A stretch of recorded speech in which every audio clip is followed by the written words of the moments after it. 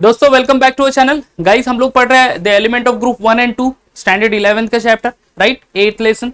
यहाँ पे हम लोग स्टार्ट कर रहे हैं गाइस आज के वीडियो में, दैट इज इलेक्ट्रॉनिक कॉन्फ़िगरेशन। हम लोग पूरा इसका डिटेल स्टडी करने वाले हैं। Electronic configuration of group 1, electronic configuration of group 2 elements, ठीक है, उसकी फिजिकल प्रॉपर्टीज, उनकी केमिकल प्रॉपर्टीज, उनके यूजेस क्या है, उनके बायोलॉजिकल इंपॉर्टेंस क्या है, वो जो एलिमेंट्स है जो बिलोंग करते हैं फर्स्ट ग्रुप में as well as second group में। Okay, all going to see in this video only. चलो तो फिर स्टार्ट करते हैं electronic configuration of group first. Group first को क्या बोलते हैं दोस्तों? अल्कली मेटल्स भी बोलते हैं, राइट। और ग्रुप टू एलिमेंट्स को क्या बोलते हैं? Alkaline earth metal, right. Alkali metal group first element and group two elements alkaline earth metals, ठीक है। अब देखते हैं तो टोटल 7 एलिमेंट्स है ग्रुप फर्स्ट में। कौन कौन सा? Hydrogen, lithium, sodium, potassium, rubidium, caesium and francium. Hydrogen का एटॉमिक नंबर क्या है दोस्तों?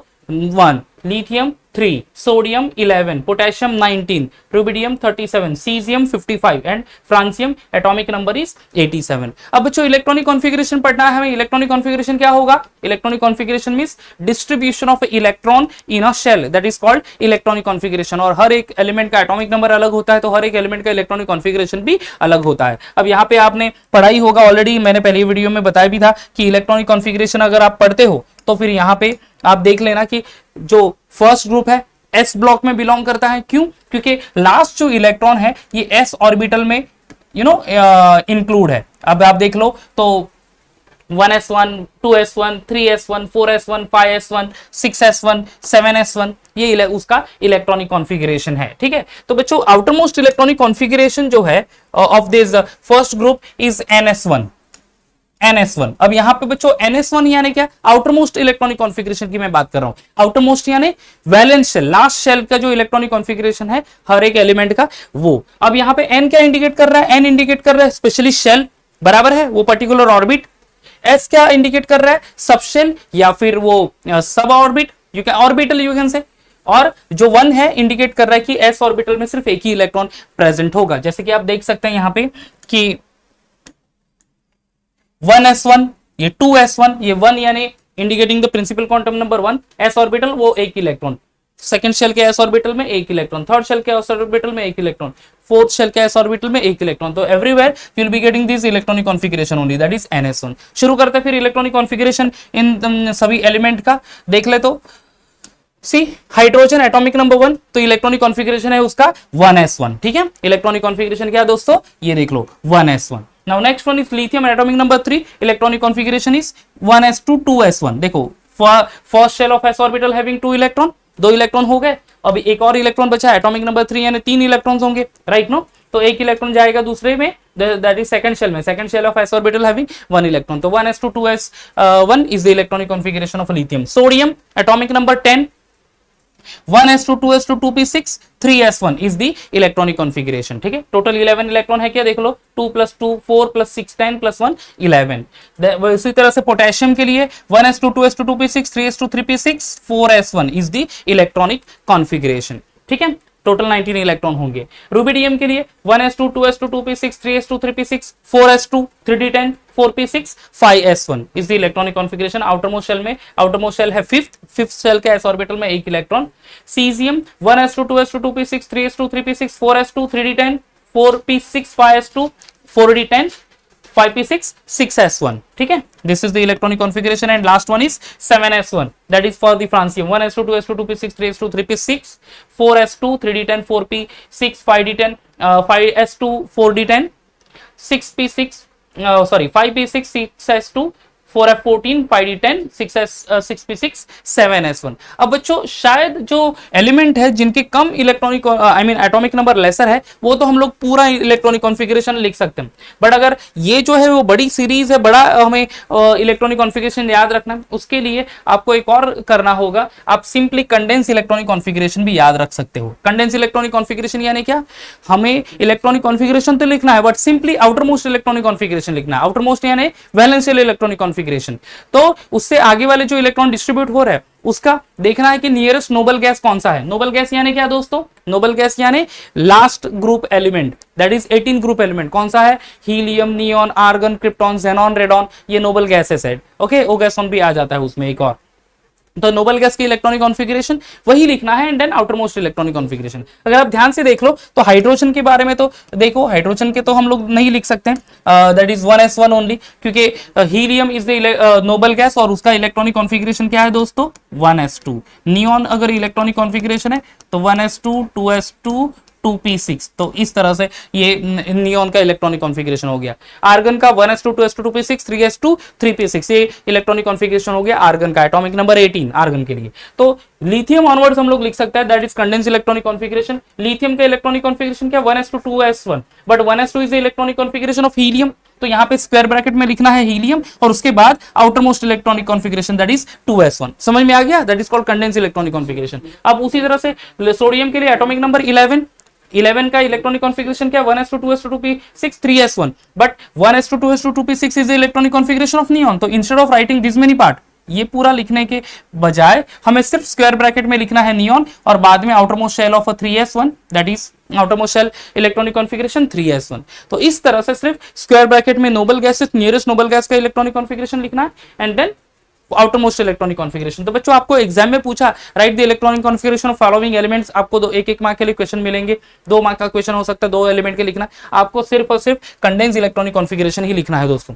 तो याद रखना, hydrogen 1s1, lithium helium 2s1, sodium neon 3s1, potassium square bracket में argon 4s1, rubidium krypton 5s1, caesium xenon 6s1 and francium radon 7s1। Okay, because up to this one up to 6p6 ये electronic configuration है radon, ये noble gas है, and then 7s1। तो इस तरह से outermost electronic configuration ही आपको नोट करना है। समझ में आ गया, ये सीक्वेंस अच्छे से याद रखना, हीलियम के बाद नियॉन, नियॉन के बाद आर्गन, आर्गन के बाद क्रिप्टॉन, क्रिप्टॉन के बाद xenon, xenon के बाद रेडॉन, तो आपको आसानी से याद हो जाएगा। अब ये है 2s1, 2s1 के बाद एक बढ़ा दो नंबर 3s1, एक शेल बढ़ा दो 4s1, 5s1, 6s1, 7s1, इस तरह से उसको याद रख सकते हैं। समझ में आ गया, helium neon argon krypton xenon radon बराबर 2s1 3s1 4s1 5s1 6s1 and 7s1, इस तरह से इलेक्ट्रॉनिक कॉन्फ़िगरेशन आ सकता है। सिंपली ये भी सीरीज अच्छे से याद रखना, hydrogen then lithium then sodium potassium rubidium caesium and francium. तो ये हो गया दोस्तों electronic configuration of a first group element that is alkali group. अब ये है electronic configuration of a second group, जिसको हम लोग बोलते हैं alkaline earth metal. Second group का आउटरमोस्ट इलेक्ट्रॉनिक कॉन्फ़िगरेशन क्या है दोस्तों, NS2, यानी आउटर मोस्ट शेल में कितने इलेक्ट्रॉन प्रेजेंट होंगे, 2 इलेक्ट्रॉन प्रेजेंट होंगे। यहाँ पे अल्कली मेटल के आउटर मोस्ट शेल में एक ही इलेक्ट्रॉन प्रेजेंट था NS1, यहाँ पे NS2 that is 2 electron present होंगे। कितने एलिमेंट्स है टोटल, 6 एलिमेंट्स, कौन से, beryllium magnesium calcium strontium barium and radium. Beryllium का atomic number 4, magnesium 12, calcium 20, strontium 38, barium 56 and radium 88। बच्चों अगर आप ध्यान से देखो तो ये जो एलिमेंट है इनके एटॉमिक नंबर लिथियम ऑनवर्ड्स, अगर लिथियम का 3 याद कर लो तो आपको बेरिलियम का 4 याद हो जाएगा, बेरिलियम एक नंबर बढ़ा देना है। Okay, sodium 11, magnesium 12, potassium 19, calcium 20, rubidium 37, then strontium 38। तो इस वजह से आपको इलेक्ट्रॉनिक कॉन्फ़िगरेशन सिर्फ बढ़ा देना है, ठीक है। Then barium 86, radium 88, so you know एक नंबर से इलेक्ट्रॉनिक कॉन्फ़िगरेशन बढ़ा देना, सॉरी एटॉमिक नंबर बढ़ा देना है। और एटॉमिक नंबर बढ़ा दिया बच्चों, आपको इलेक्ट्रॉनिक कॉन्फ़िगरेशन में क्या करना है, सिंपली वही सीरीज हमने जो याद रखी थी, किसके लिए, ये कंडेंस इलेक्ट्रॉनिक कॉन्फ़िगरेशन के लिए, helium neon argon krypton xenon radon 2s1 3s1 4s1 5s1 6s1 7s1। यहां पे देख लो तो 2s2 3s2 4s2 5s2 6s2 7s2। समझ में आ गया, no need to prepare this complete electronic configuration, हमें सिर्फ और सिर्फ कंडेंस इलेक्ट्रॉनिक कॉन्फ़िगरेशन प्रिपेयर करना है, जो कि आउटर मोस्ट इलेक्ट्रॉनिक कॉन्फ़िगरेशन है अल्कलाइन अर्थ मेटल का NS2। तो helium 2s2 that is for beryllium, magnesium 12, neon 3s2, cesium atomic number 20, argon 4s2, okay 18 plus 2 that is 20, then strontium 38, krypton 5s2, barium 56, xenon 6s2 and radium 88, radon 7s2 is the electronic configuration. तो इस वजह से बच्चों हम लोग आसानी से electronic configuration prepare कर सकते हैं। आपको थोड़ी सी मेहनत यहाँ पे लेनी पड़ेगी, बट एक बार ये कंप्लीट हो गया तो आपको इलेक्ट्रॉनिक कॉन्फ़िगरेशन आसाम से सेकंड ग्रुप के एलिमेंट का भी आप लिख सकते हो with their atomic number and only आपको कॉन्सेंट्रेट किस पे करना है, कंडेंस इलेक्ट्रॉनिक कॉन्फ़िगरेशन पे। क्लियर हो गया ये basic point electronic configuration of alkali metal alkaline earth metal. चलो अब चले जाते हैं फिजिकल प्रॉपर्टीज पे। बच्चों यहाँ पे फिजिकल प्रॉपर्टीज जो हम लोग लर्न करेंगे, ट्रेंड्स यहाँ पे हमें देखना है। ट्रेंड्स यानी क्या बच्चों, variation variation of atomic and physical properties of this group 1 as well as group 2। ठीक है, तो हम लोगों को नोट करना है एक्चुअली कि different this one points like atomic radius, then आपको देखना है आयोनिक रेडियस, अगर आयन फॉर्म कर लेता है तो उसकी रेडियस क्या हो रही है, किस तरह से चेंज हो रही है। उसके बाद फिर हमें देखना है आयोनाइजेशन एंथैल्पी, उसको शॉर्ट में आईई लिखते हैं। उसके बाद फिर इलेक्ट्रोनेगेटिविटी, उसके बाद फिर हमें नोट करना है that is melting point, boiling point. इतना ये सिर्फ देख लेना कि एग्जैक्टली किस तरह से चेंज हो रहा है, बट दिस 4 प्रॉपर्टीज तो हमें फिजिकल प्रॉपर्टीज तो देखनी है और किस तरह से वेरी हो रही है down the group from top of the element to bottom of the element, किस तरह से वो एक्चुअली हो रही है। जनरली आपको दो ही, एक तो इंक्रीज होती दिखाई देगी या फिर डिक्रीज होती दिखाई देगी। ठीक है, तो गाइस देख लो यहाँ पे, अगर आपने पीरियोडिक क्लासिफिकेशन ऑफ एलिमेंट पढ़ा है तो ये टॉपिक आसानी से समझ में आ जाएगा और शॉर्ट में ही लिखना है आपको। ये पर्टिकुलर टॉपिक 12th स्टैंडर्ड में भी आपको याद आए, यू नो वो प्रिपेयर करने के लिए हेल्प करेगा। एट द सेम टाइम इसके बाद जो चैप्टर है that is 9th, the element of group 13, 14 and 15, P block element. P block में टोटल 6 ब्लॉक है या फिर 6 ग्रुप है, सॉरी 13, 14, 15, 16, 17 एंड 18। तो 11th स्टैंडर्ड में हमें 13, 14, 15 पढ़ना है एंड 16, 17, 18 हमें पढ़ना है 12th स्टैंडर्ड में। और 12th स्टैंडर्ड का वो बड़ा चैप्टर है दोस्तों, 8 मार्क के लिए आता है क्वेश्चंस उस पर्टिकुलर चैप्टर में से। तो आपने सिंपली ये पर्टिकुलर चैप्टर से समझ लिया, आपको 11th में भी वो 13, 14 एंड 15 ग्रुप एलिमेंट स्टडी करना है, वो भी हेल्प हो जाएगा। आपको 12th स्टैंडर्ड में भी उसकी हेल्प हो जाएगी टू रिमेंबर द आंसर। ठीक है, that is group number 16, 17 and 18। अब कैसे याद रखते देख लो, तो मैंने यहाँ पे डेटा रख दिया है।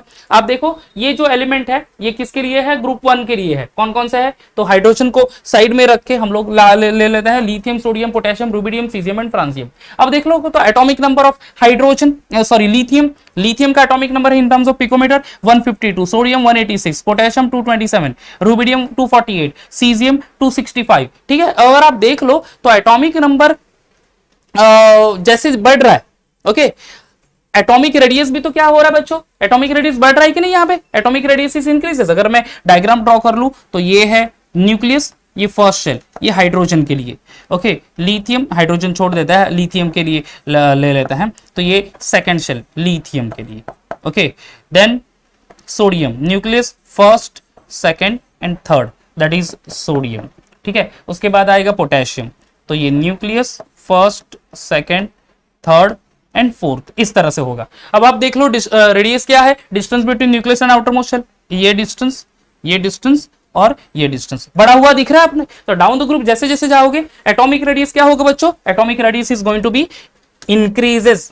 क्या होगा बच्चों, एटॉमिक रेडियस क्या हो रहा है, इंक्रीज हो रही है। इतना ही चीज याद रखनी है, ट्रेंड यानी किस तरह से वेरी हो रहा है वो। तो atomic radius from top to bottom of the first group it is increases. समझ में आ रहा है, understood. And what is radius, the distance between nucleus and the outermost shell. तो ऐसे जैसे जैसे आप लिथियम से लेके फ्रांसियम तक जाओगे एटॉमिक नंबर बढ़ेगा, और एटॉमिक नंबर बढ़ेगा मतलब एटॉमिक साइज बढ़ेगा, एटॉमिक साइज बढ़ेगा तो but obvious distance between nucleus and outermost shell is also going to be increase. बराबर है ना। अगर आपने इलेक्ट्रॉनिक कॉन्फिगरेशन देख लिया यहाँ पे फर्स्ट ग्रुप के लिए, तो lithium second shell outermost shell है, sodium third shell outermost shell, fourth shell, fifth shell, six shell, seven shell. तो एक एक शेल ऐड होती जाएगी न्यूक्लियस के, ऐड ऑन होती जाएगी as you move down the group from lithium to francium.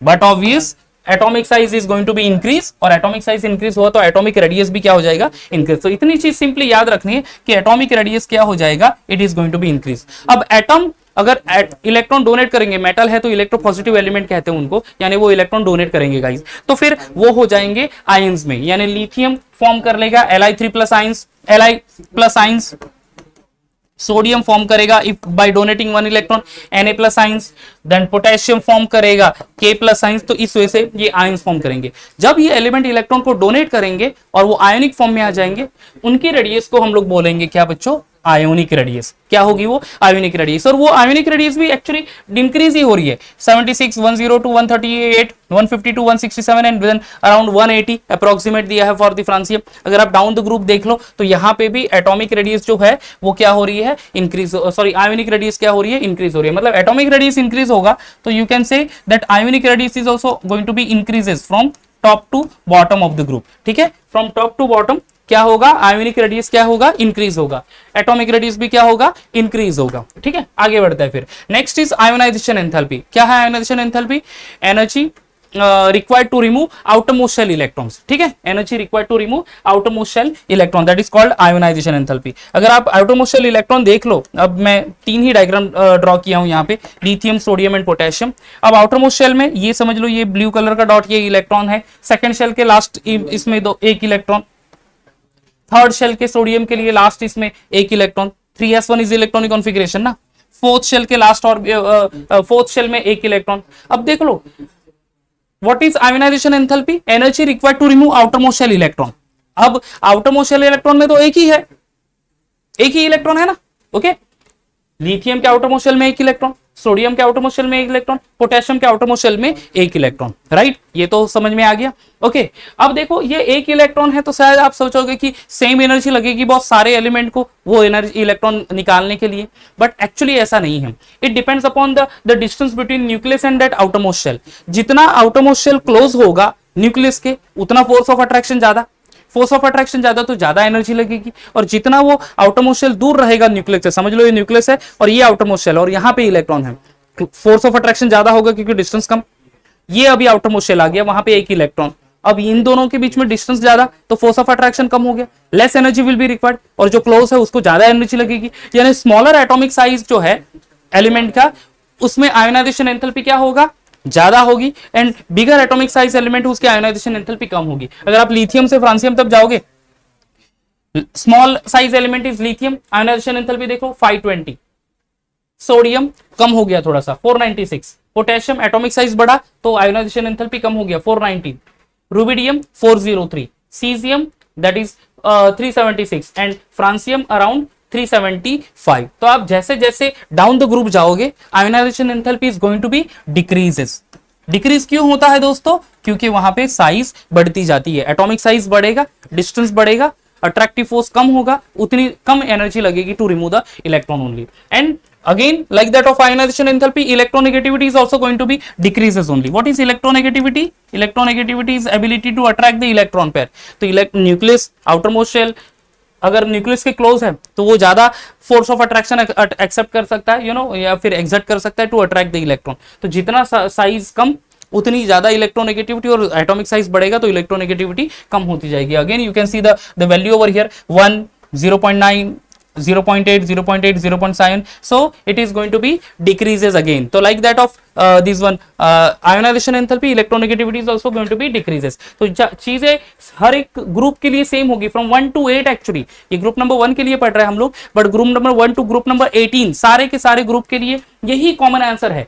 Atomic radius from top to bottom of the group increases, ionic radius from top to bottom of the group again increases, ionization enthalpy decreases from top to bottom, electronegativity decreases from top to bottom। समझ में आ गया? तो ये तो group 1 के लिए पढ़ रहा है, बट ग्रुप 2 के लिए भी सेम होगा, टिल ग्रुप 18 के लिए भी सेम ही आंसर है दोस्तों। ठीक है, क्योंकि ग्रुप के सबसे ऊपर जो एलिमेंट होगा उसका एटॉमिक साइज कम, सबसे नीचे रहेगा उसका एटॉमिक साइज बढ़ेगा।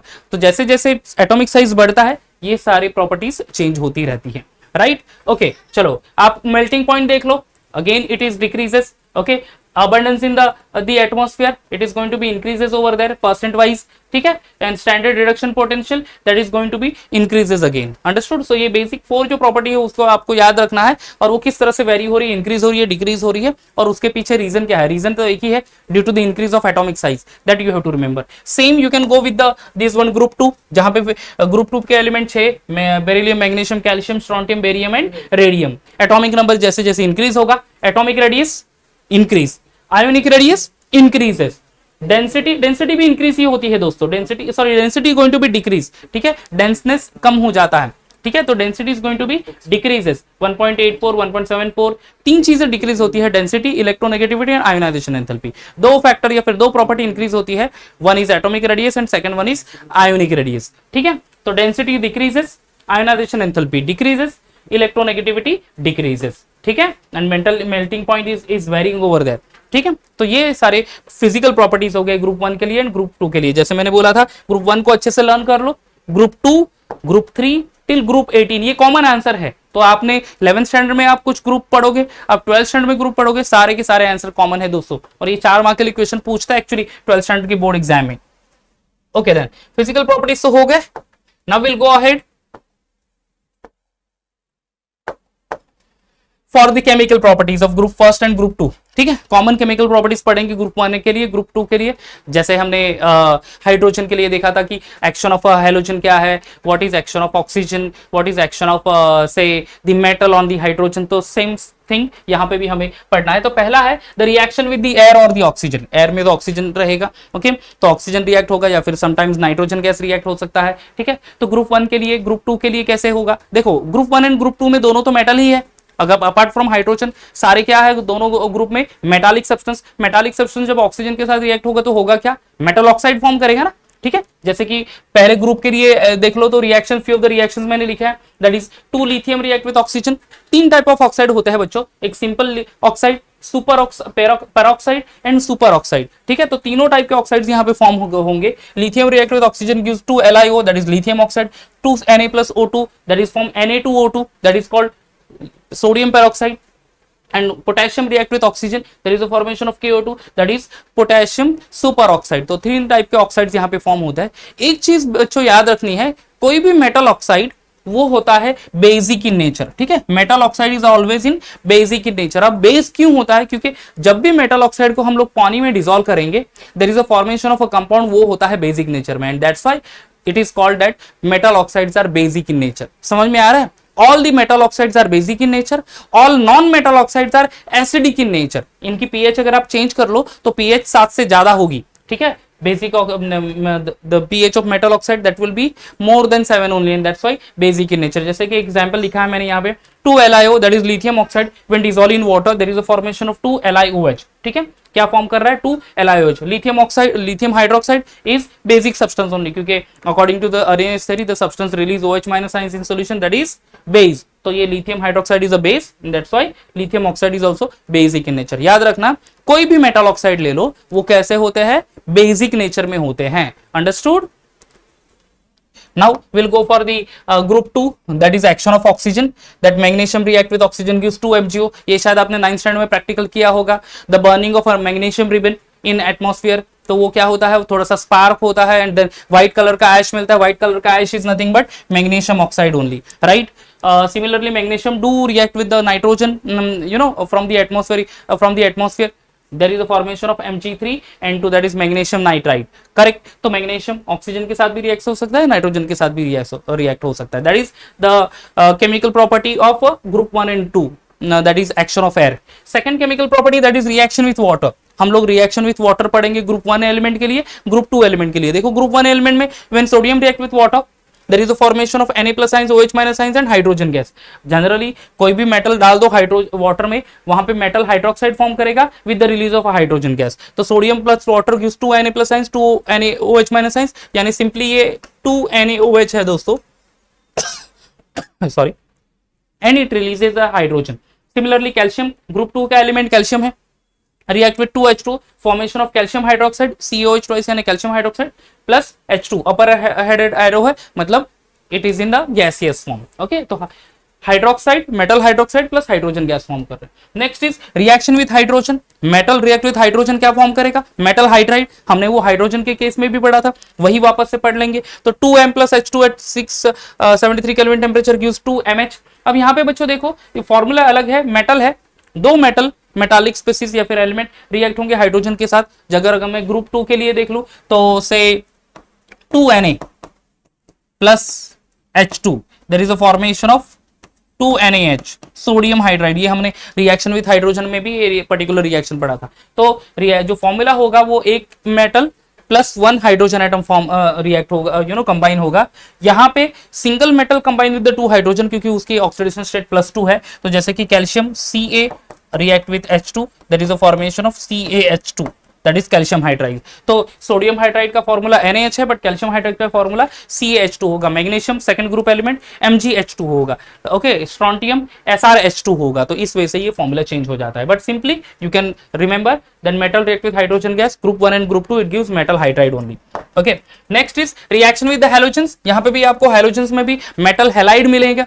ओके, जैसे कि सोडियम रिएक्ट विद हैलोजन, अगर मैं एग्जांपल ले लूं सोडियम का, तो 2Na react with halogen. Halogen यहाँ पे मैं कंसिडर कर रहा हूं chlorine, there is a formation of 2NaL that is sodium chloride, correct. Similarly group 2 metal react with the halogen, तो यहाँ पे single metal react with the 2 halogen atom, जैसे कि say magnesium Mg react with Cl2, there is a formation of MgCl2. Okay, then reducing nature, यहां पे भी ये metals है वो रिड्यूस करेंगे खुद को या फिर आयंस को, जैसे कि फर्स्ट ग्रुप एलिमेंट है तो Mi plus ions accept the electron, कोई भी Na प्लस आयंस समझ लो, Na प्लस आयंस है या फिर Li प्लस आयंस है, मैं यहाँ पे एग्जांपल ले रहा हूँ Na प्लस आयंस का। Na plus ions in aqueous state वो इलेक्ट्रॉन को एक्सेप्ट करेगा, there is the formation of a sodium metal in a solid state, that is reduction. Reduction यानी क्या? Gain of electron, acceptance of electron. Reduction की 3 definition मैंने बोली थी, क्या है? Addition of hydrogen, removal of oxygen और गेन ऑफ इलेक्ट्रॉन। यहाँ पे Na प्लस आयंस एक्सेप्ट कर रहा है electron and there is the formation of a neutral sodium atom, ठीक है। you know the difference between atom and the ions, atom neutral होते हैं, जब भी वो एटम इलेक्ट्रॉन डोनेट करेंगे या फिर इलेक्ट्रॉन एक्सेप्ट करेंगे तो वो आयोनिक फॉर्म में आ जाते हैं। तो यहाँ पे conversion of metal to ion या फिर यहाँ here you can say ions to metal है by accepting the electron only, ठीक है। And here all the alkali metals have the high negative value of E0, ठीक है, indicating that they are strong reducing agent. जो भी alkali metal है उनकी E0 value यानी E0 यानी क्या बोल सकता है, that is potential, electrode potential value that will be higher negative and that's why they are strong reducing agent. जो भी E cell value E0 cell value अगर हायर होगी, higher in terms of a negative value, तो वो strong reducing agent कहा जाता है। The same way here there will be a high E0 value of this one alkali group 2 में elements as well, ठीक है, क्योंकि वो 2 इलेक्ट्रॉन एक्सेप्ट करते हैं to reduce themselves to form into the neutral state and that's why they are also strong reducing agent। but एक चीज याद रखनी है, this one the alkali metal are stronger than the strong reducing agent compared to the alkali metals, ठीक है। alkali metal को एक ही electron रखता है तो वो आसानी से इलेक्ट्रॉन ले लेता है compared to that alkaline earth metal only, तो alkali metals generally stronger reducing agent है। Okay, now solution in ammonia, जहां पे हम लोग कोई भी मेटल है डाल देते थे अमोनिया में, you will be getting a deep blue colour solution. Sodium you can place with the ammonium, आप वहां पे लिथियम प्लेस कर सकते हैं, आप पोटेशियम प्लेस कर सकते हैं ग्रुप 2 के लिए, ग्रुप 1 के लिए। एंड ग्रुप 2 के लिए कौन कौन से एलिमेंट है? Beryllium, magnesium, calcium, strontium, barium, radium, कोई भी एक एलिमेंट ले सकते हैं with the ammonia. There is a formation of a deep blue black colour solution over there that indicating the presence of a coordination compound और formation of a coordination compound over there. ये general reaction दिया है, that only you have to prepare.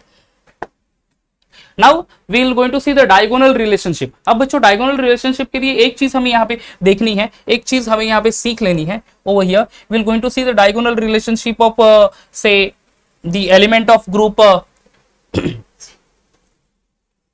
Just a minute, ये merge हो गया है यहां पे। Okay,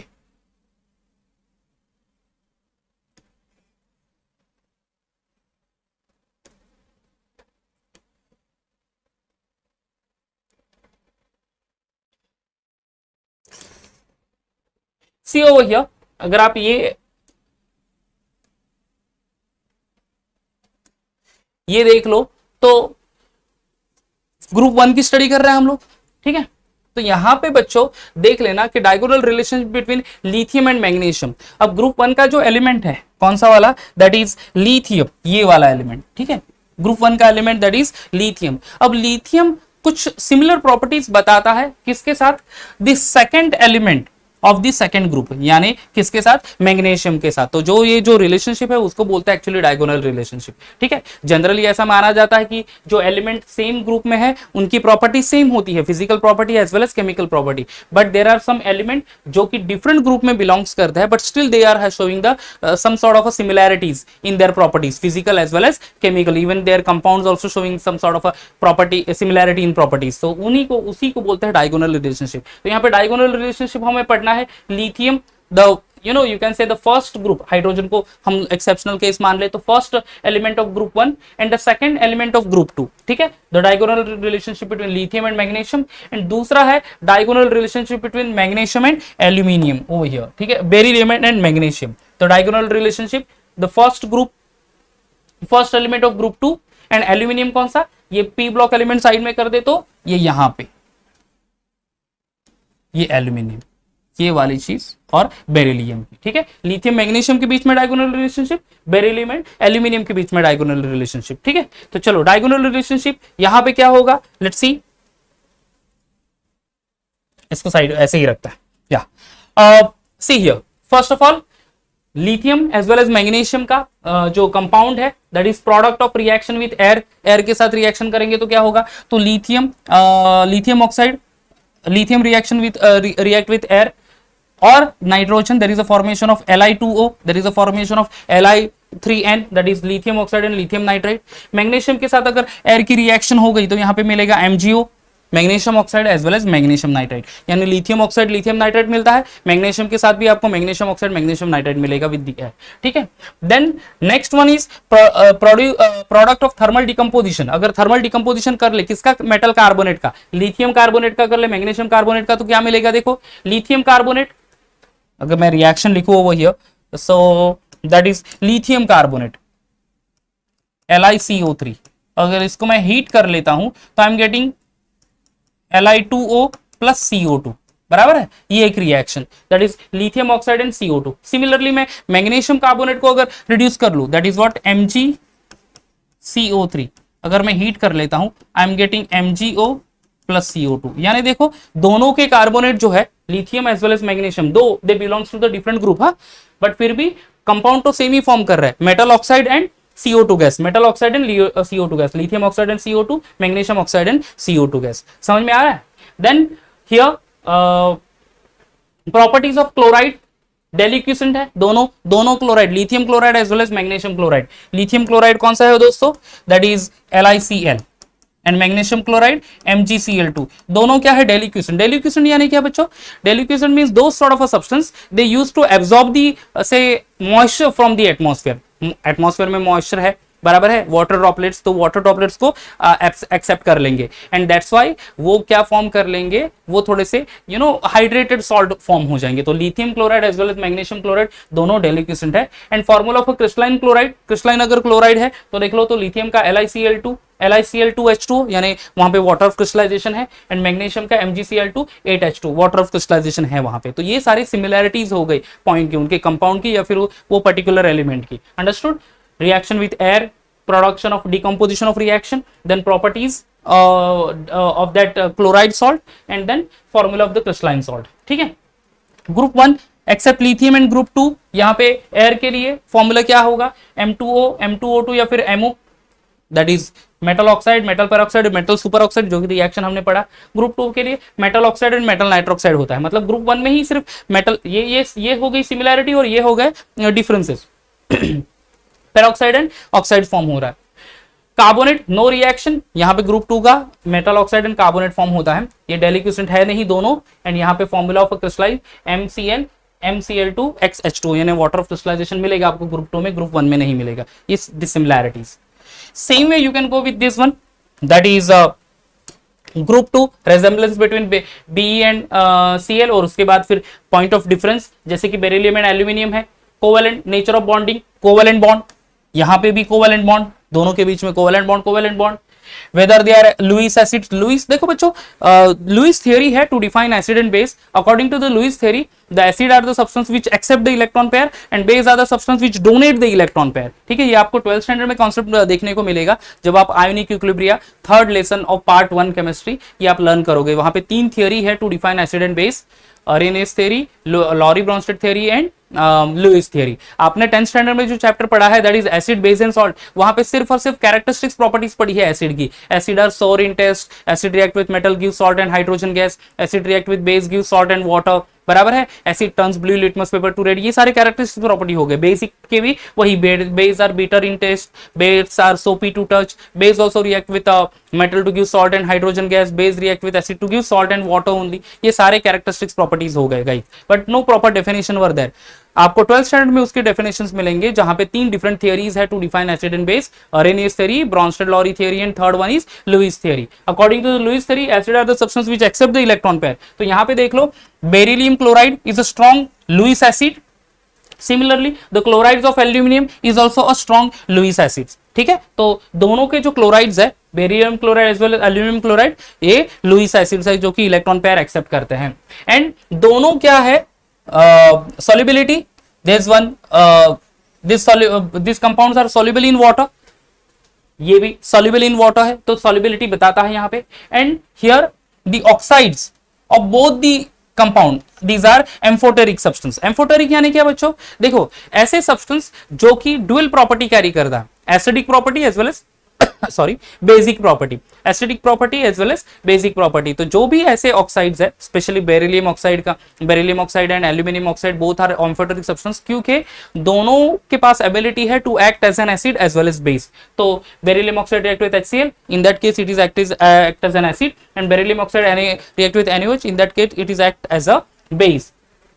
So sorry, with HCl it is act as a base, and with NaOH it act as an acid to get that respective compound. Similarly, you can see Al2O3 with HCl, तो Al2O3 यहाँ पे as a base react होगा, and Al2O3 react with NaOH. So in presence of NaOH it is acting as an acid over there. ठीक है, तो दोनों amphoteric substance है।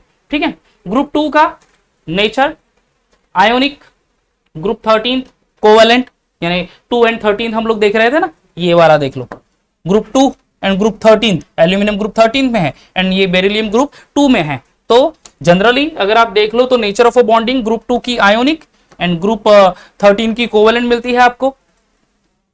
Not Lewis acids group 2 के कंपाउंड, ग्रुप 13 के लुईस एसिड्स। इनसॉल्युबल है generally group compound के, except that few of the compound यहाँ पे सॉल्युबिलिटी मिलती है। एंड ग्रुप 2 के compounds are basic in nature, ये एम्फोटेरिक सब्सटेंस है। तो ये these are the point of similarities. तो ये गाइस डायगोनल रिलेशनशिप है between beryllium and aluminium and lithium and magnesium, जो हमने अर्लियर पढ़ा, lithium magnesium.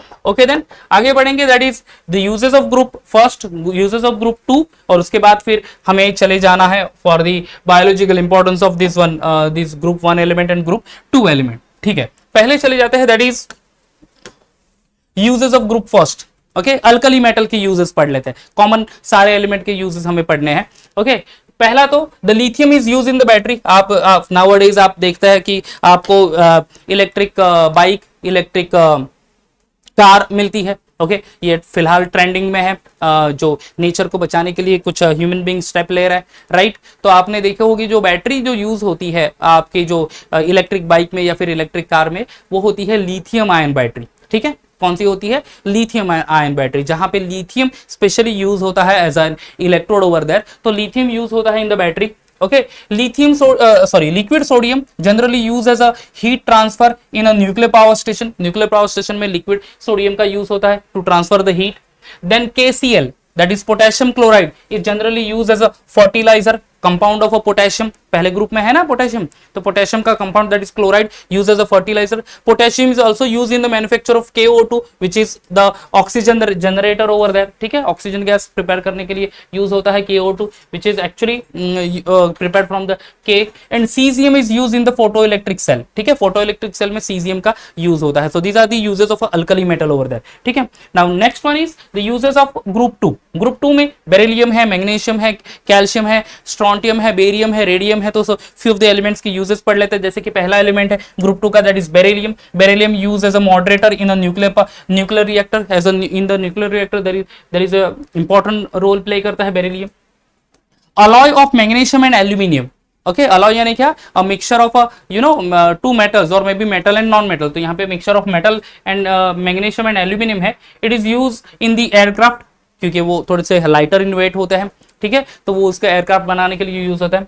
Calcium ion is important ingredient in the biological system. ठीक है, हमारे बॉडी में कैल्शियम का बहुत इंपॉर्टेंट ये रोल होता है Ca2+ आयंस का, जो कि टीथ को स्ट्रॉन्ग करने के लिए, बोन को स्ट्रॉन्ग करने के लिए रोल प्ले करता है वो। ठीक है, then this one, barium sulfate is used in the medicine as barium meal for the intestinal x-ray. intestinal x-ray के लिए barium sulfate का यूज होता है. Radium is used as a use in the radiotherapy for the cancer treatment as well. So these are the few uses of the compound as well as the element of group 2.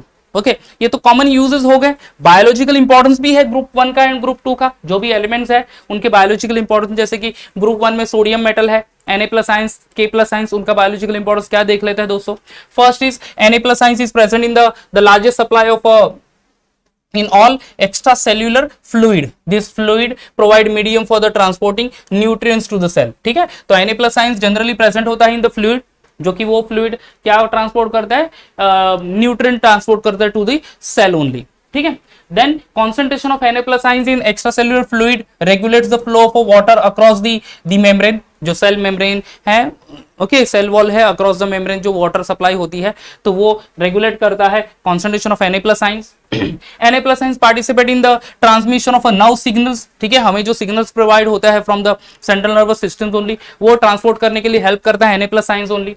ठीक है, K+ are most abundant within the cell. हमारे cell में K+ बहुत ज्यादा present होते हैं, जो कि जो एक्चुअली रिक्वायर्ड है for the maximum efficiency in synthesis of protein. हमारे जो सेल में ऑर्गेनेलिज है, लाइक से एंडोप्लाज्मिक रेटिकुलम, वहां पे प्रोटीन सिंथेसिस होता है. ठीक है, तो वहां पे प्रोटीन सिंथेसिस में ये K+ बहुत इंपॉर्टेंट रोल प्ले करता है. ऑल्सो ऑक्सीडेशन ऑफ ग्लूकोज में भी K+ इंपॉर्टेंट रोल प्ले करता है. तो K+ एंड Na+ का बहुत बहुत इंपॉर्टेंट रोल है हमारे बायोलॉजिकल सिस्टम में. सिमिलरली ग्रुप 2 के जो एलिमेंट है, जैसे कि मैग्नीशियम हो गया, कैल्शियम हो गया, इनके बहुत इंपॉर्टेंट रोल है हमारी बॉडी में. जैसे कि calcium Mg2+ play the important role in chlorophyll, in a green pigment.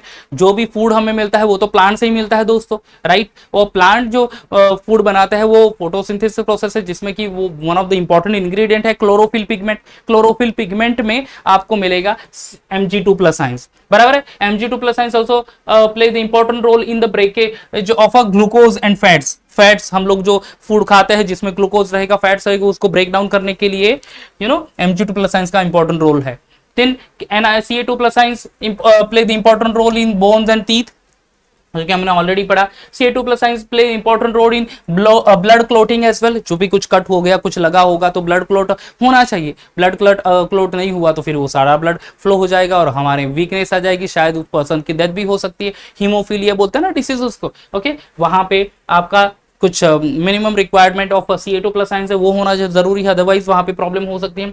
Ca2+ are required for the contraction and stretching of a muscles. Muscle contract करने के लिए, मसल स्ट्रेच करने के लिए Ca2+ की रोल प्ले करता है. Even Ca2+ required to maintain the regular beating of a heart also. ठीक है, तो अच्छी हार्ट बीट होने के लिए भी Ca2+ हेल्पफुल है हमारे लिए बॉडी में. तो ये जो ग्रुप 2 के एलिमेंट्स है, ग्रुप 1 के एलिमेंट्स है, उनका बायोलॉजिकल इंपॉर्टेंट रोल भी है दोस्तों. तो ये शायद आपको 2 मार्क के लिए क्वेश्चन आ जाए कि what are the biological importance of group 2 element, what are the biological importance of group 1 element. आपको 4 पॉइंट डेफिनेटली याद रखने होंगे. Understood guys. यहाँ पे हम लोग ये वीडियो को एंड करते हैं. रेस्ट ऑफ द टॉपिक जो बना है, that is some important compounds of group 1 and group 2 elements, ये हम लोग नेक्स्ट वीडियो में देखते हैं. तब तक का बाय.